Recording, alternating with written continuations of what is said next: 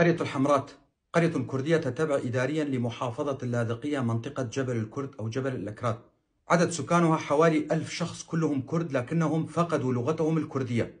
يعمل الأهالي بالزراعة وتربية المواشي، وهذه القرية مثل باقي القرى الكردية في جبل الكرد أو جبل الأكراد قسم اللاذقية تعرضت لقصف من قبل قوات نظام الأسد، وتدمرت هذه القرى وهم بحاجة إلى مساعدة عاجلة. لذلك أناشد حكومة إقليم كردستان العراق والإدارة الذاتية لشمال وشرق سوريا بمد يد العون والمساعدة لأهلنا في الجبل قسم اللاذقية، فهم بحاجة إلى مساعدتنا.